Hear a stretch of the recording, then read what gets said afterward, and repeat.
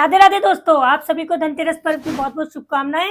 और जल्दी से बात कर लेते हैं धनतेरस कब मनाना श्रेष्ठ रहेगा, 18 तारीख को या 19 तारीख को। तो दोस्तों, अक्टूबर 2025 में 18 तारीख को दोपहर 12:15 से त्रयोदशी तिथि प्रारंभ हो रही है, जो अगले दिन 19 अक्टूबर को 1:51 दोपहर तक रहने वाली है। इसीलिए धनतेरस का पर्व जो है वो 18 अक्टूबर को मनाया जाना ही सबसे सर्वश्रेष्ठ रहेगा। अब जल्दी से बात कर लेते हैं हमें धनतेरस पे कौन सी वस्तुएं लेकर आनी चाहिए और धनतेरस पे कौन सी वस्तुएं हमको नहीं लानी चाहिए, धनतेरस पे क्या विशेष उपाय करने चाहिए और धनतेरस पे कौन से काम हमको बिल्कुल करना वर्जित है। तो धनतेरस पे आपको जो सबसे पहले वस्तु लेकर आनी है वो लेकर आनी है कामधेनु गाय। हाँ, इस तरह की आप एक कामधेनु गाय पीतल की, चांदी की, सोने की, जो आपका बजट है जरूर से लेकर आए। चांदी या सोने की जो सामर्थ्य वाले लोग हैं वो जरूर ऐसी कामधेनु गाय लेकर आए, नहीं तो जितने भी लोग हैं जिनका बजट लो है वो ऐसी पीतल की कामधेनु गाय बहुत ही कम रेट में बाजार में उपलब्ध है, आप ऐसी कामधेनु गाय लेकर जरूर से आए, क्योंकि कामधेनु गाय को भी शुक्र का प्रतीक माना गया है। और कामधेनु गाय जिस घर में स्थापित होती है, जिस घर के पूजा घर में कामधेनु गाय स्थापित होती है, उस घर में साक्षात लक्ष्मी का वास माना गया। इसीलिए इस धनतेरस अगर आप चांदी सोने के सिक्के ला रहे हैं तो भी आप जरूर से कामधेनु गाय लेकर आएं और उसको अपने घर के पूजा घर में अपने लड्डू गोपाल जी के पास जरूर से स्थापित करें। अगर आपके पूजा घर में पहले से कामधेनु गाय स्थापित है तो आप अपने डाइनिंग रूम में यानी डाइनिंग हॉल में या आपके लिविंग हॉल में या आपके बैठक रूम में जरूर से एक कामधेनु गाय पूर्व दिशा की ओर स्थापित करें। और यकीन मानिए, आप इस धनतेरस से स्थापित करके देखिए, अगले साल बात करेंगे आपके जीवन में कितनी ग्रोथ देखने को मिलेगी, आपके बच्चों के जीवन में कितनी ग्रोथ देखने मिलेगी, आप स्वयं से मुझे नीचे कमेंट बॉक्स में आकर बताइएगा। दूसरी वस्तु जो हमको लेकर आनी है वो लेकर आनी है हमारे पूजा घर के लिए, यानी हमारे घर के पूजा गृह के लिए चांदी का, पीतल का कलश। अगर आप सामर्थ्यवान है, चांदी का कलश जरूर से लाएं, चांदी की आचमनी जरूर से लेकर आएं। और अगर आप सामर्थ्यवान नहीं है तो आप पीतल की, तांबे की आचमनी या तांबे या पीतल का कलश भी जरूर से घर के पूजा गृह के लिए लेकर आएं।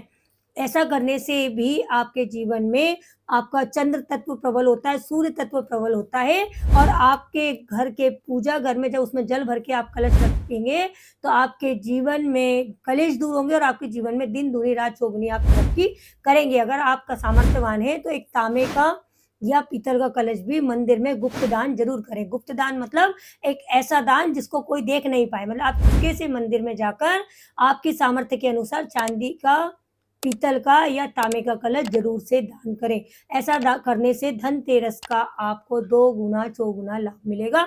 आपके 12 महीने लॉकर भरा रहेगा, आपकी जेबें भरी रहेंगी, आपके पॉकेट से लक्ष्मी रूठेगी नहीं। तीसरी वस्तु आपको लेकर आनी है विषम की संख्या में झाड़ू। विषम की संख्या में झाड़ू यानी 1, 3 या 5।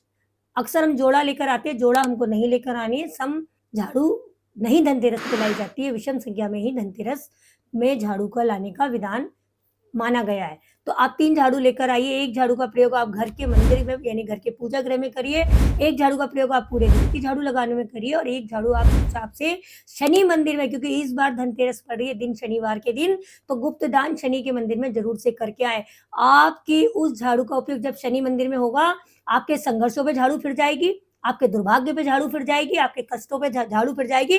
और जिन भी मेरे जातकों की, व्यूअर्स की साढ़े साथी चल रही है ना, तो उस साढ़े साथी के सारे कष्टों पे झाड़ू फिर जाएगी। शनिवार के दिन जो झाड़ू आप धनतेरस के दिन खरीद के गुप्त दान शनि मंदिर में कर देंगे। गुप्त दान करना है, कोई देख नहीं पाए, चुपके से आपको शनि के मंदिर में वो झाड़ू रखकर आ जानी है।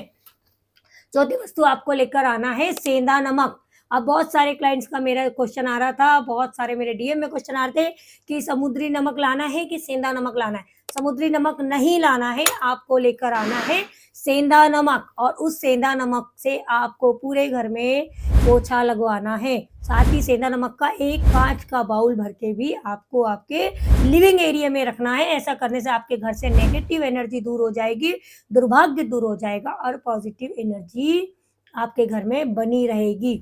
अब आपको इसके अलावा और क्या वस्तु लेकर आना है? आपको लेकर आना है सफेद अपराजिता का एक पौधा। जरूर से आपको धनतेरस पे सफेद अपराजिता का पौधा लेकर आना और घर के मुख्य द्वार पर गमले में उसको रोप कर लगा देना है।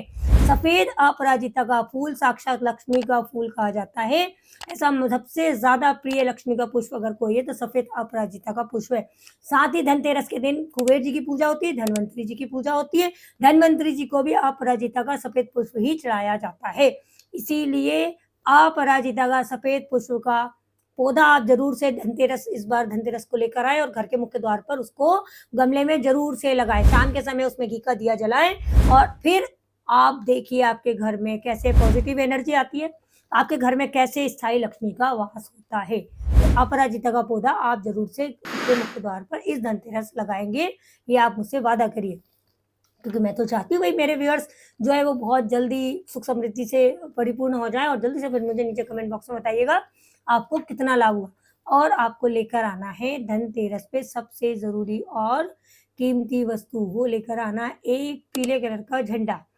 एक झंडा आप धनतेरस पे जरूर से लेकर आए और घर की छत पर, जिनका इंडिपेंडेंट मकान है घर की छत पर उसको चढ़ा दें। और जिनका मकान फ्लैट है वो अपनी बालकनी में एक पीले कलर का रेशमी झंडा जरूर से लगाएं। जितना झंडा लहराएगा उतना आपका भाग्य भी ऊंचा होगा दोस्तों। तो जरूर से ये चीजें आपको धनतेरस पर लेकर आनी चाहिए। अब आपको क्या चीजें धनतेरस पे नहीं लेकर आनी है? कैंची, छुरी, चाकू, धारदार वस्तुएं आपको धनतेरस पे नहीं लानी है। गैस चूल्हा आपको धनतेरस पर नहीं लेकर आना है। साथ ही भट्टी वगैरह भी आपको, गैस बर्नर वगैरह भी धनतेरस पर लेकर नहीं आना चाहिए। लोहे की कोई वस्तु आप धनतेरस पर लेकर ना आए।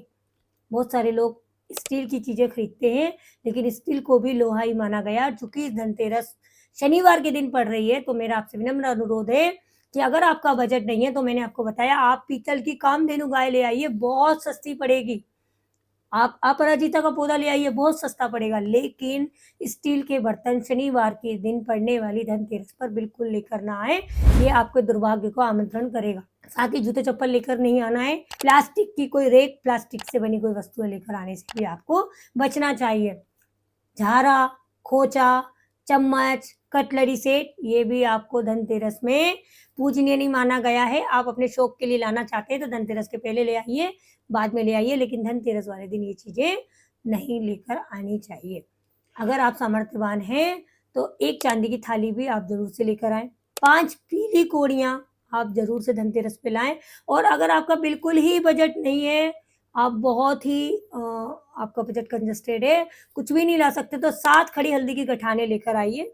एक मिट्टी के दिए में उसको रख दीजिए और भगवान धनवंतरी को, कुबेर जी को और माँ लक्ष्मी को आप माँ लक्ष्मी नमस्तुभ्यम सुरेश्वरी हरि प्रिय नमस्तुभ्यम सुरेश्वरी कहते हुए अर्पित कर दीजिए। और उन हल्दी के 7 गठानों पर आप गुलाब का इत्र जरूर से छिड़किए। गुलाब का इत्र धनतेरस पे जरूर से लाएं।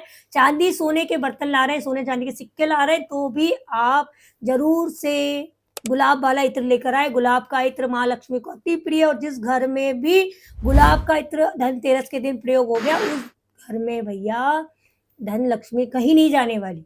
आपके बटुए भरे रहेंगे, आपके लॉकर भरा रहेगा, आपकी जेबें फुल रहेंगी।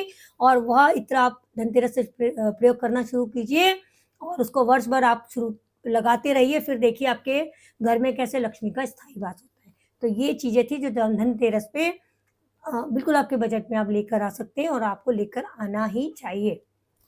साथ ही आपको क्या वस्तुएं नहीं लाना है वो भी मैंने आपको बता दिया। अब मैं आपको बताती हूँ एक रेमेडी। आपको धनतेरस वाले दिन एक कटोरी में घी गर्म कर लेना है। गाय का घी हो अति उत्तम।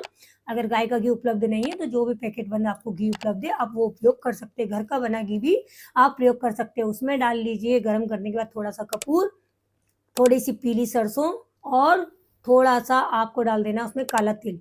साथ ही आपको उसमें एक हरी इलायची डाल देना, एक लौंग डाल देना है।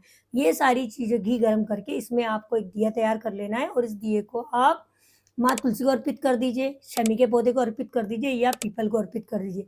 या आपको तीनों ही पौधे अगर आपको नहीं मिल रहे हैं तो आप किसी मंदिर में इसको दीप को प्रज्वलित कर दीजिए। यह दिया आपके सारे संतापों को, दरिद्रता को, दुख कष्ट को हर लेगा और आपके घर में स्थायी लक्ष्मी का वास करेगा। पूरे कार्तिक मास में घी का दिया तुलसाने में जरूर से जलाएं।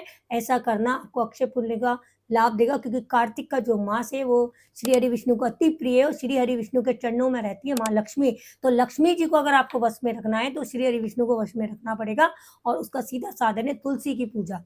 एक घी का दिया आप तुलसी में जरूर से जलाएं पूरे कार्तिक मास में, और धनतेरस के दिन तो अवश्य जलाएं। साथ ही आप अपराजिता का जो पौधा अपने घर के मुख्य द्वार पे लगाया है उसमें भी घी का दिया जरूर से जलाएं।